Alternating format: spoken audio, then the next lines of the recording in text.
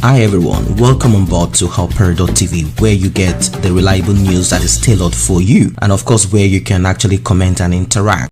Former military dictator Ibrahim Badamasi Babangida on Friday, October 2nd, revealed the reason behind the delay in penning his memoirs.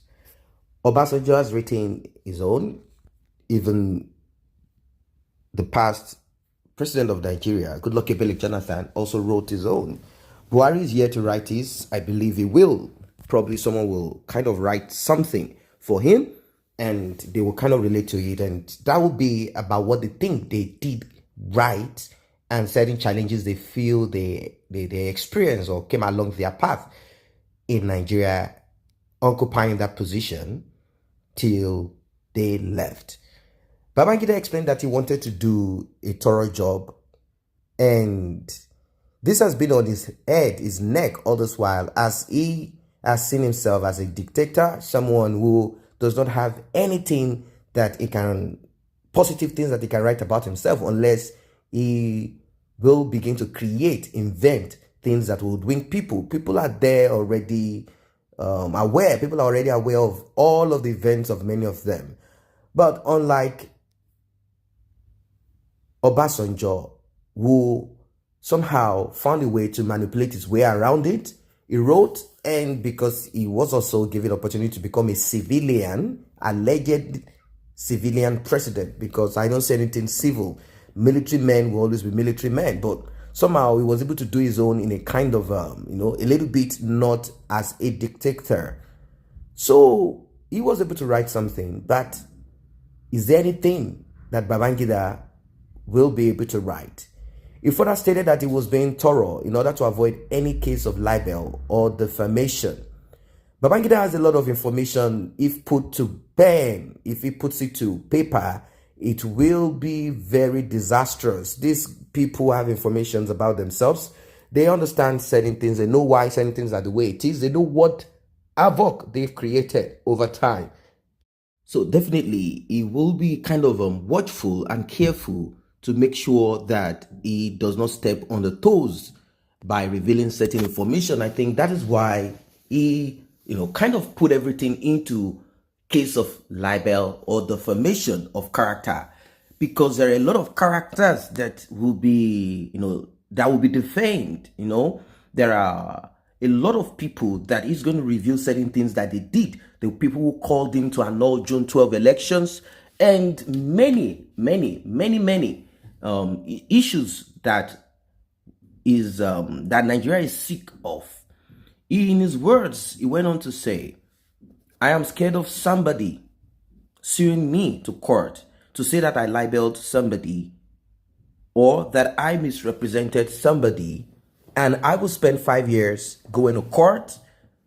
The former military president made this disclosure during a TV interview on Channels TV.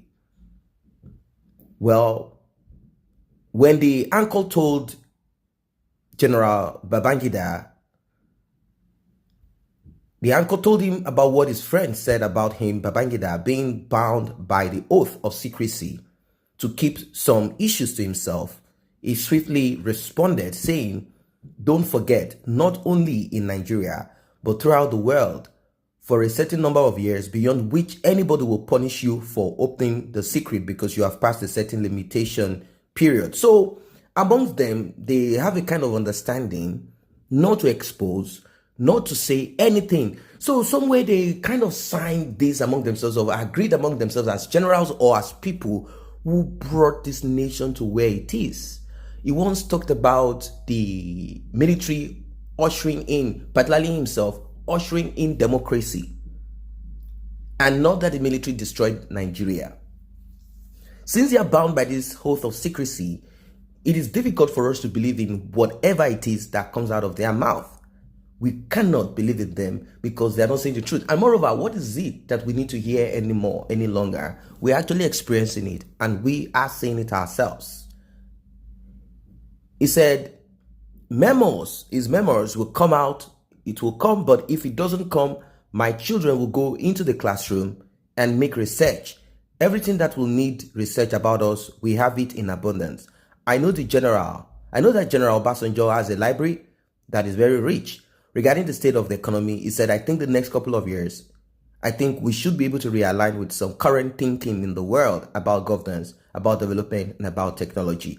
So somehow he has decided to kind of stay in a neutral position, not saying anything and yet speaking. That's just what it is. He is not ready. He is not ready. He's skeptical. He's kind of putting himself backwards, not wanting to write anything, because all that he has to say is going to be a bombshell. There are certain people that you probably have seen or looked at them as saints. These people, you will be shocked. I mean, shocked when informations come out about them. People that you've looked at and you feel that they are elder statesmen, both civilian and military, people that you are respecting till date, people that might want to even kind of come back to become president of Nigeria if Nigeria has not broken apart. You'll be shocked when this man decides to reveal. There are a lot of them out there who have information that will shock people. But then, as it is said, they say, by their fruit, we shall know them. We've seen fruits of certain people, but unfortunately, many people, they forget so soon. They forget so soon. And because of their ignorance, some, and because some people do not even care, or some people just do not want to remember, they end up repeating the same mistake and supporting people who have nothing to add to their lives. And he was asked about governance, the agitation for restructuring, and to return to regionalism. He said, we should look at governance, what governance is all about, and to go about it. In Nigeria, we have local government, the state government, and the federal government. If we are able to define local government at various levels, their responsibilities, division of responsibilities between the local government and the state government, the federal government and the state government, if their roles are defined, for example, you look at places, let's say America, if a local government within its own responsibility area designs something for the well-being of the people, the state cannot interfere. These are the words of the general who has decided not to write all that he knows about for people to read and probably point out one or two things about certain people. He is not ready to write it. He said if he cannot, his children will go out to do research. He has nothing to write. He has nothing to write. But I think a lot of people will be kind of waiting to see him write and see if he's going to be truthful and say it all before they eventually pass on, before he dies. Or he will want to keep this and take it to the grave.